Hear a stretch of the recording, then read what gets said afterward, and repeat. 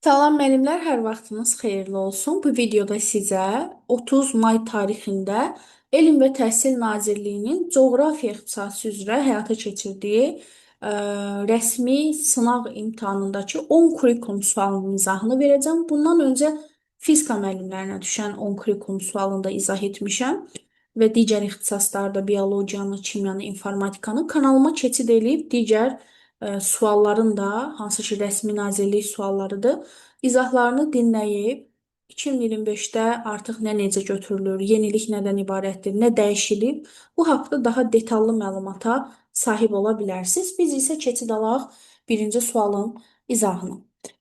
Müəllimlər, deyil aşağıdakı situasiyalardan hansında interaktiv təlimin prinsipləri pozulmuş hesab olunur? Şagirdlər birgə müzakirə edərək problemə müxtəlif yanaşmalar irəli sürürlərsə, müəllim şagirdlərin fikirlərinə əsaslanaraq dərsi planlaşdırırsa, baxın, interaktiv təlim əməkdaşlığı ön plana çəkir. Bəli, birgə işləmə var burada. Deməli, bu doğrudur. Burada nəsə yanlışlıq yoxdur. Uşaqların fikirləri nəzərə alınırsa, şagird yönümlü yanaşma var ki, bu da interaktivliyə işarədir. Qrup işi fikir mübadiləsinə geniş yer verilirsə, əməkdaşlıqdır, mübadilə, müzakirə, uşaqların aktiv iştirakı var burada, düz gedir. Müəllim öyrənməni təşviq edən suallar vasitəsilə təfəkkürü stimullaşdırır. Baxın, uşaqların təlim ehtiyacı, təfəkkürün inkişafı, onların təşviq edilməsi, yəni cəlb olunması interaktivliyə işarədir. Amma bir də C variantına baxın. Şagirdlər yalnız müəllimin təqdim etdiyi məlumatları qeydsiz şəkildə dinləyir. Yəni müəllim danışır, uşaqlar da nə qeydiyyat aparmır, bir iş görmür, sadəcə qulaq asırlar, passiv mövqedə. Bu artıq interaktiv deyil də, sadəcə müəllimin izahını passiv mövqedə, iştirakçı olmadan dinləmək ənənəvi təlimə daha çox oxşuyur. Ona görə bu variant interaktiv təlim prinsiplərinə uyğun deyil.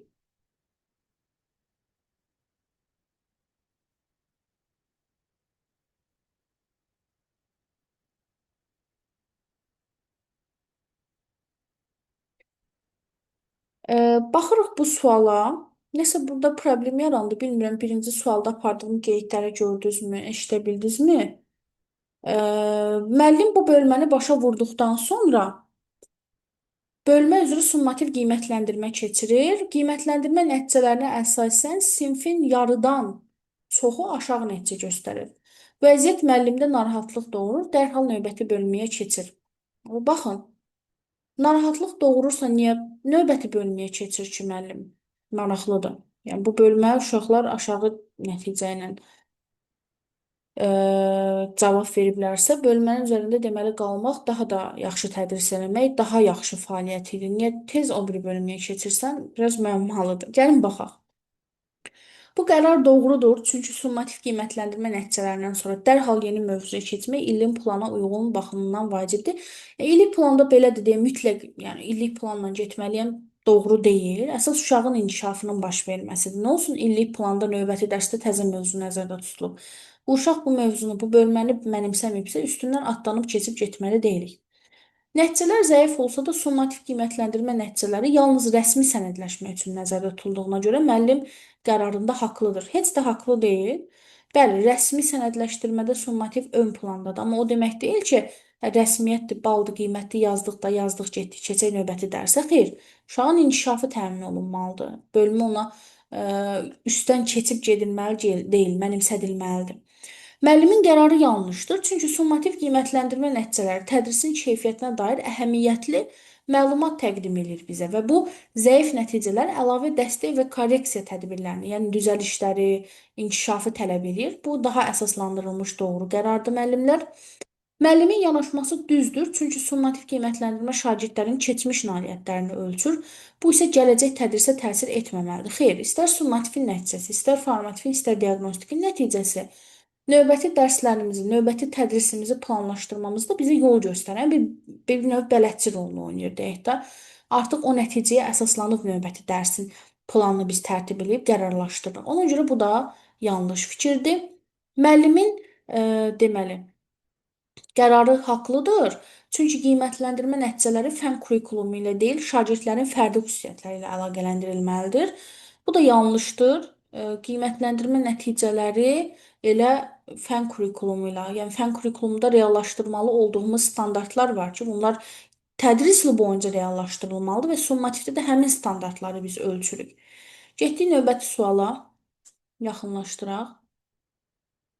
Şagirdlər qrup halında dünyanın müxtəlif iqlim qurşaqlarında yaşayan insanların həyat tərzini araşdırmalı. Həmin iqlimdə yaşamaq üçün uyğunlaşdırılmış ekoloji yaşayış məskəni layihəsi hazırlanmalıdırlar. Daha sonra bu yaşayış məskənini 3D modelləşdirmə aləti və ya interaktiv təqdimat vasitəsilə təqdim etməli və bu yaşayış formasının iqlim dəyişikliyinə qarşı dayanıqlığını əsaslandırmalıdırlar. Müəllim sinifdə hansı inteqrasiyanı reallaşdırmış olacaq? Deməli, müəllimlər, burada da yenə də bəzi müəllimlər fənn üstü fənlər arası cavabına yönəlmişdi ki, həmişə belə götürülüb. Neynəsin yazıq müəllimlər? Nə bilsin ki, burada dəyişilibdir. Baxın, yenə də baxın, situasiyanı gəlin bir də nəzərdən keçirək. Qrup halında dünya müxtəlif iqlim qurşaqlarında yaşayan insanların həyat tərzini araşdırır ki, kitabdan, internetdən. Həmin iqlimdə yaşamaq üçün uyğunlaşdırılmış ekoloji yaşayış məskəni layihəsini hazırlayırlar. Daha sonra bu yaşayış məskənini 3D modelləşdirmə aləti interaktiv təqdimat vasitəsilə təqdim etməli. İnteraktivlik 3D bizə informatikaya işarədir. Bu yaşayış formasının iqlim dəyişikliyinə qarşı dayanıqlığını əsaslandırmalıdırlar. Uşaq nə iş görəcək? Araşdıracaq, hazırlayacaq kompüterdə layihəni və niyə belə hazırlamışam sübut eləyəcək, əsaslandıracaq. Yəni, uşağın gördüyü iş bundan ibarətdir. Fənlər arası inteqrasiya varmı? Var. Niyə? Coğrafiya işləyirik də hazır. Deməli, coğrafiya dərsində söhbət gedir. 3D modeldir, təqdimatın elektron formada interaktiv həyata keçirilməsi. Bu, informatika bacarıqlarında tələb edir. İnformatika, coğrafiya əlaqələndirmi? Əlaqələndir. Fənlər arası varmı? Var. İndi mən birinci fizikadan başlamışam izah eləməyə. Fizika bununla bağlı sualında ətraflı izah eləmişəm ki, bu 2025-in yeniliyidir. Artıq bir daha deyirəm, inteqrasiyanı, fənüstü inteqrasiyanı o zaman götürürük ki, təkcə həyatla əlaqələndirmə, həyatdan nümunə gətirmək yox. Uşaq o işi həqiqətən də həyatda icra edirsə. Burada uşaq axı gedib fərqli iqlim qurşağında yaşayıb araşdırma aparmır. Desəm ki, get çıx filan iqlim qurşağına, orada yaşa müəyyən bir müddət. Araşdır, gətir layihəni mənə. Onda fənüstü götürərdim. Bu uşaq gedib orada yaşamır. Yəni bunu həyatda hardasa gedib icra eləmir. İqlim qurşağında araşdırmanı gedib əlində lupa, binok araşdırma aparmır. Yəni, burada sadəcə fərz eləyir. Fərz eləyir deməyək də daha doğrusu fərziyyə, yəni onun zehnində gedən bir proses, idraki proses var. Psixomotor bir proses yoxdur, tətbiq etmək yoxdur. Nə edir? Oturub kompüter qarşısında işini kompüter əsasında həyata keçirir. Yerindən durub gedib həmin iqlim qurşağında araşdırma aparmır ki, biz buna deyək ki, hə, öyrəndi, indi də getdi bunu həyatda həmin iqlim qurşağında tətbiq eləyir. Nə vaxt ki, öyrəndiyini gedib həyatda həqiqətən də tətbiq etmiş olsa, o zaman fənn üstü götürəcəksiniz. İndi burada yoxdur fənn üstü, yenə deyirəm, oturub kompüter qabağında işləyir, durub harasa iqlim qurşağına getmir. Fənlər arası amma var, yalnız fənlər arası.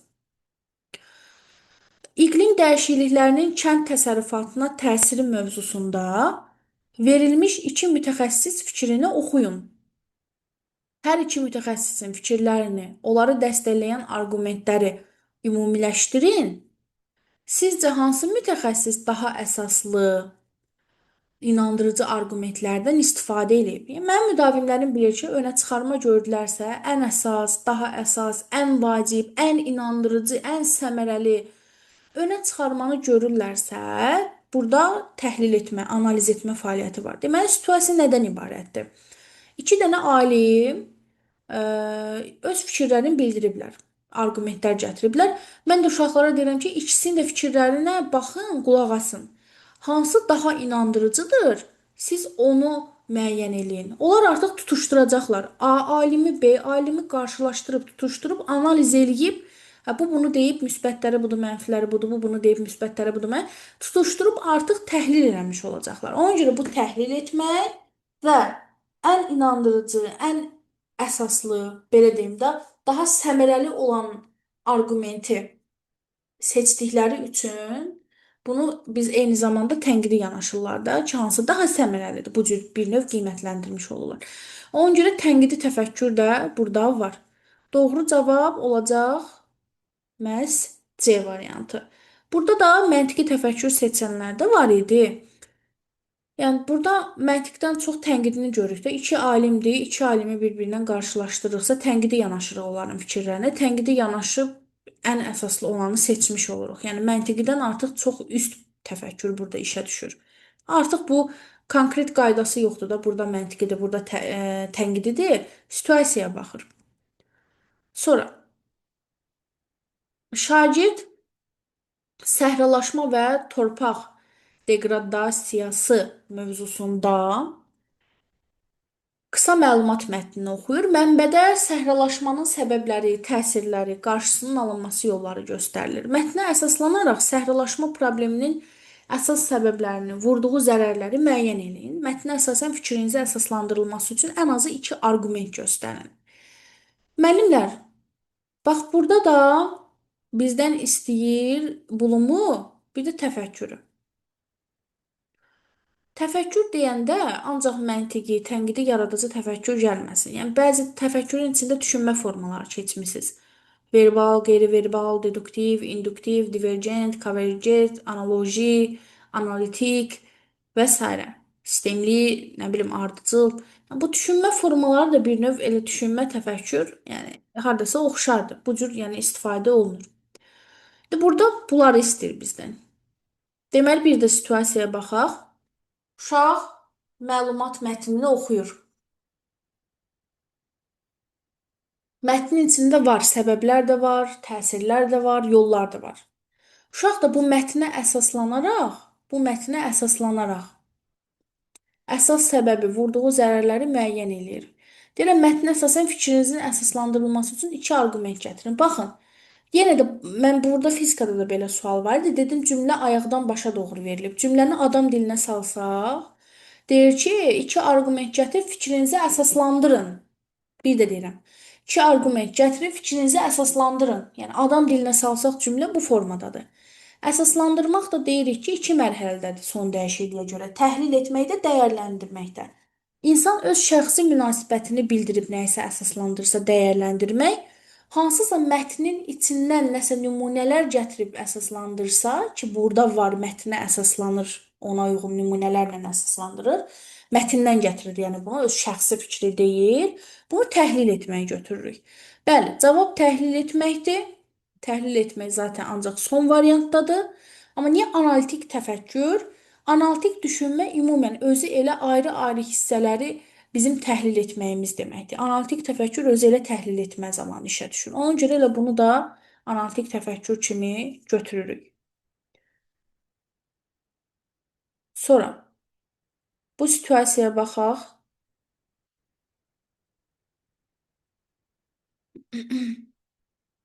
Siz müəllim olaraq belə yaxınlaşdıra bilərsiniz. Mən belə eləmişəm ki, bütün variantlar tam görünsün. Əlinizlə yaxınlaşdırıb baxa bilərsiniz.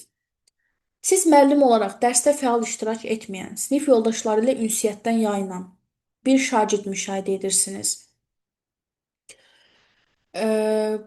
Bu şagird son zamanlar tapşırıqları da yerinə yetirmir, sakit və qapalı davranışları sinifdə diqqətdən yayınsa da, siz bu vəziyyətin davamlılığının onun inkişafına mənfi təsir edə biləcəyini düşünürsünüz.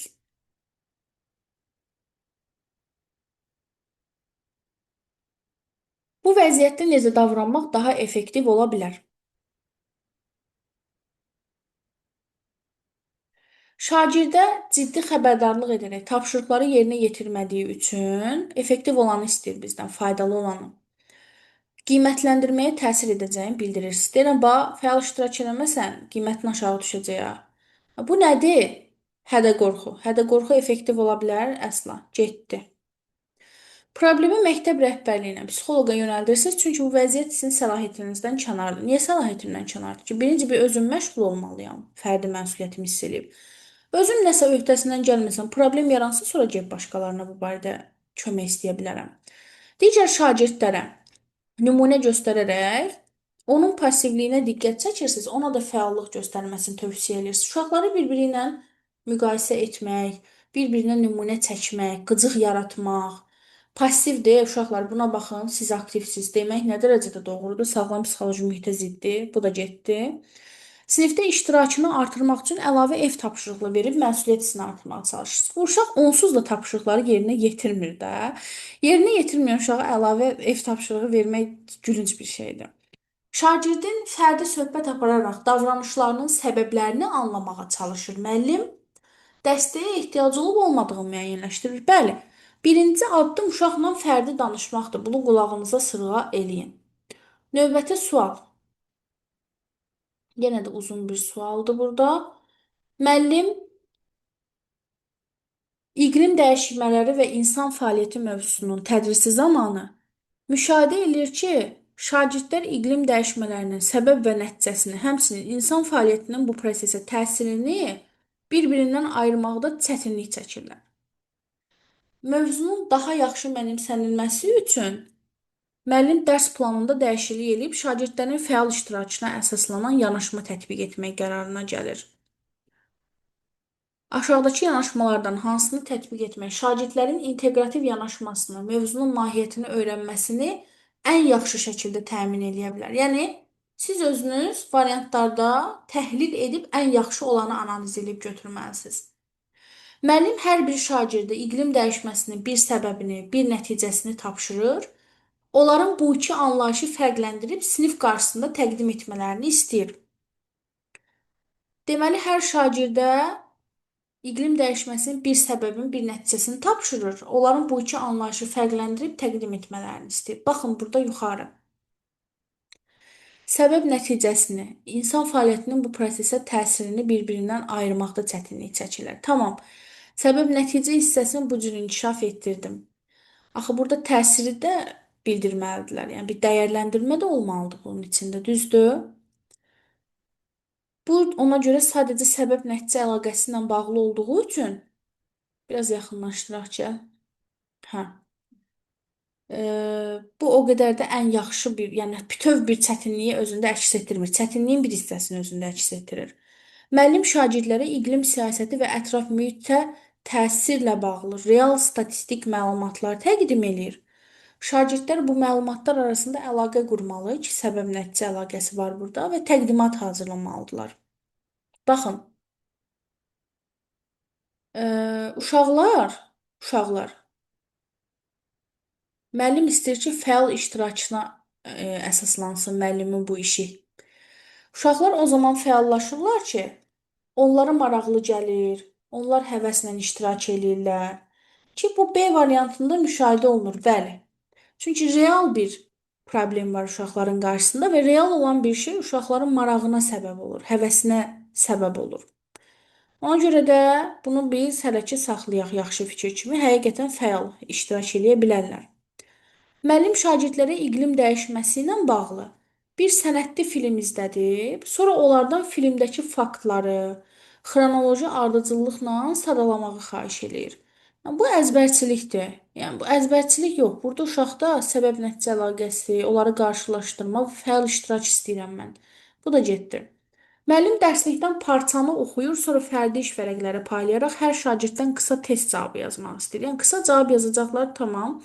Canlarını qurtaracaqlar. Yəni, burada axı mən uşaqda səbəb-nəticə əlaqəsini formalaşdırmalıyam. Fəal iştirak istəyirəm onlardan. Burada hanı fəal iştirak? Bu da getdi. Müəllim fərqli regionlara dair hava şəraiti qrafiklərini verir. Şagirdlərdən bu regionlarda iqlim dəyişməsinin olub-olmadığını qrafikə əsaslanaraq müəyyən etmələrini tələb edir.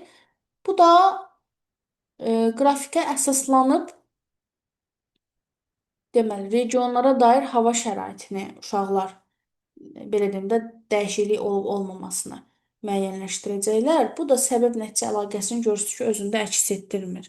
Ən uyğun cavab deməli burada ikinci cavabdır B variantı. Çünki real məlumatlar, real həyati problemlər, real təcrübələr daha çox cəlb eləyir uşaqları, daha çox motivasiya eləyir. Və burada həm əlaqə qurma var, təqdimat hazırlama var ki, situasiyada zaten çətinliyimiz fəal iştirak etməmələrində, səbəblə nəticə əlaqəsinin qurulmamasındaydı ki, ikisini də özündə əks etdirən B variantıdır. 58. Aşağıdakı fikirlərdən hansılar pedaqoji baxımdan doğrudur? Müəllimin dərsə əvvəlcədən hazırladığı açıq suallar şagirdlərdə təlim zamanı yeni sualların yaranmasına səbəb olursa, bu dərsdə öyrənmə prosesi baş verir. Bəli, şagird sual verirsə nə xoş bizə. Deməli nəsə öyrənir. Bütün şagirdlərin sual vermirsə, təhlükəli mühit budur. Deməli heç kim heç nə başa düşməyib. Bütün şagirdlərin eyni tapşırığı eyni vaxtda, eyni üsulla yerinə yetirməsi ədalətli, effektiv tədris üçün əsasdır. Xeyr. Hamıdan mən eyni nəticə gözləməyimin özü bir yanlışdır. Çünki uşaqların fərqli potensialı var. Müxtəlif çətinlik səviyyəsində tapşırıqlar üzərində hər kəs potensialını göstərir. Hamıdan eyni nəticə gözləyirəmsə, bu problem mən öz dərsimin tədrisindədir. Yəni düzgün tədris eləmirəm, düzgün təşkil eləmirəm prosesi. Əgər şagirdin cavabı düzgün olmasa da, onun düşünmə prosesi müəllim tərəfindən nəzərə alınmalı, qiymətləndirilməlidir. Bəli, uşaqlar, səhv cavab da versəz, düz cavab da versəz, qorxmayın, cavab verin. Onsuz da biz səhvləri korreksiya edib düzəldəcəyik. Əsas odur ki, iştirak eləyəsiniz, fəallıq göstərəsiniz, cavab vermə həvəsiniz olsun, risklərə açıq olasınız. Düşüncə tərzi, açıq düşüncə tərzi. Yalnız test nəticələri ilə şagirdin idrak inkişafına, təfəkkür bacarığını müəyyən etmək mümkündür? Xeyr. Testlə onun belə deyim də faktoloji informasiyalarını bəli müəyyənləşdirə bilərik, amma onun yaradıcı təfəkkürü, tənqidi təfəkkürü ki, şəxsi münasibətini bildirəcək, nə bilim, yaradıcı həll yolları irəli sürəcək. Axı bu testlə ölçülə bilmir. Bunlar açıq suallarla daha çox üzə çıxır. Müəllim dərsdə məntiqi səhvlərə imkan verirsə və bu səhvləri birlikdə müzakirə edirsə uşaqlarla, şagirdlərdə daha dərindən öyrənmə baş verir. Bu da doğrudur. Ola bilər müəllim sinifdə səhv eləyir. Nə olsun, müəllim də insandır. Onda biz səhvimizi belə deyək də səhvimizdən qaçmalı, boyun qaçırmalı deyilik. Əksinə, səhvimizə yumorla yanaşmalı. Onu elə qoyub üstündən keçmək yox, onun doğru versiyasını uşaqlarla bir yerdə müzakirə etməli. Uşaqlar, mən sizin diqqətinizi yoxluyurdum deyib bu formada cəlb etməli. Müxtəlif üsullar var. Doğru fikirlər 1, 3, 5.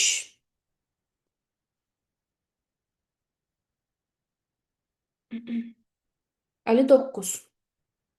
Məktəbdə keçiriləcək Təbiəti Qoruyaq adlı təqdimat layihəsində siz komanda rəhbərisiz.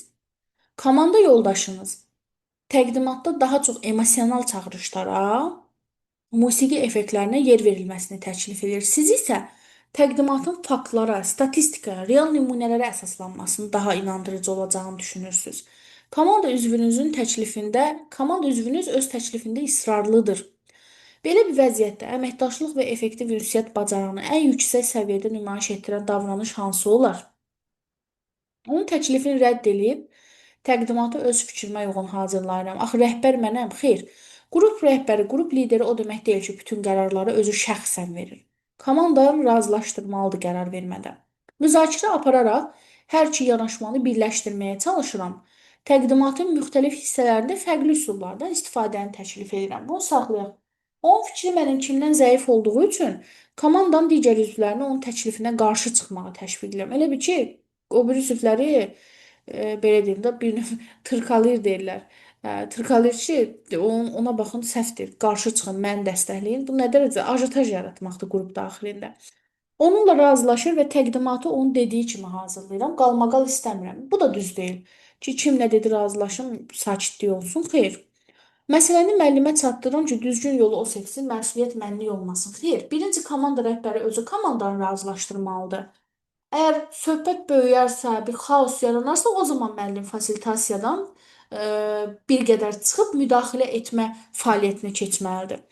Ona görə ən uyğun cavab burada məhz ikinci cavabdır, B variantı.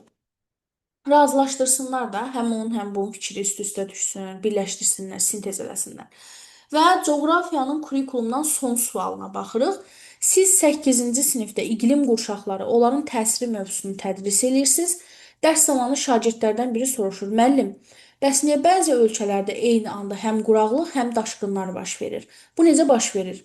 Siz bu sualdan istifadə edib dərsi daha maraqlı, şagirdlərin düşünməsini təşviq edən şəkildə davam etdirirsiniz. Aşağıdakı yanaşmalardan hansı sizin metodik bacarıqlarınızı daha dolğun, yəni daha ətraflı göstərər, nümayiş etdirər? Qlobal istiləşmə və ekstremal hava şəraiti haqqında qısa təqdimat hazırlayıb izah edib sualı cavablandırmaq. Şagirdləri qruplara bölüb fərqli iqlim zonalarına dair araşdırma etmələrini tapşırmaq, nəticədə hansı bölgələrdə belə hallar müşahidə olunduğunu təhlil etdirmək, şagirdlərə bu suala öz cavablarını yazılı şəkildə yazmalarını ev tapşırığı kimi təqdim etmələrini demək, sualları dərhal özünüz cavablandırıb dərsin planlaşdırılmış gedişinə davam etmək, şagirdlərə real baş vermiş iqlim hadisələri ilə bağlı xəbərləri, məsələn, Hindistanda sel, Afrikada quraqlıq, bunu təqdim edib müzakirə aparıb onların səbəblərini birgə araşdırmaq. Baxın, sual verin. Situasiya bizdən nə istəyir? Deyir ki, dərsi maraqlı. Şagirdlər düşünsünlər, nəyisə əzbərləməsinlər, düşünsünlər. Düşünməni təşviq edən şəkildə davam etdirməlisiniz, davam etdirirsiniz və bunun üçün ən dolğun variant hansıdır? Burada bir də sadəcə təqdimat izlətdirdim uşaqlara, izah elədim, cavablandırdım suallarını. Maraqsız. İzah elədim, cavablandırdım. Təqdimat şəklində. Yəni, burada nə marağı, nə uşağın düşünməsi yoxdur. Ancaq müəllimin hazır izahı var. Bu getdi. 3-də deyirəm cavablarınızı yazılı yazın evdə. Nə düşünəcək, nə maraq qatdım ki, o evdə gedən bir fəaliyyətdir. Bu da getdi. Dərhal cavablandırıramsa bunun da bir marağı qalmır da. Hazıra nazir bilik verirəm uşağa. Bu da getdi. Ən maraqlı fəaliyyətlər görürsünüz 2-dədir, 5-dədir. Ən uzun variant da bulardır. Birində uşaqlar araşdırma, ümumiyyətlə uşağın özünün araşdırıb tapdığı informasiya bizim ona hazıra nazir verdiyimiz informasiyadan ona qat-qat faydalıdır. Özləri araşdırırlar, özləri müşahidə, təhlil eləyirlər. 5-də də biz bunu müşahidə edirik ki, real hadisə, həyati nümunə, həyatdan hər hansısa real, aktual bir şeyi göstərirəm onlara və müzakirə edirik bir yerdə. Bunları daha maraqlı gəlir. 2 ilə 5 burada bizdən tələb olunan fəaliyyətə daha uyğun olduğu üçün sonuncu E variantını seçirik. Ümid edirəm izahlar sizin üçün faydalı oldu müəllimlər. Faydalı oldusa, mənə dəstək olmaq üçün videonu bəyənib, altında öz fikrinizi, rəyinizi bildirib, kanala abunə olub, videonu yoldaşlarınızla, dostlarınızla, tanışlarınızla, ixtisas qrupunda olan müəllimlərlə paylaşıb, həm savab qazanarsınız özünüzə, o müəllimlər də bu izahı eşitmiş olar, həm də məni də kəşf etmələrinə səbəb olarsınız. Sağ olun, növbəti dərslərdə görüşərik, hələlik.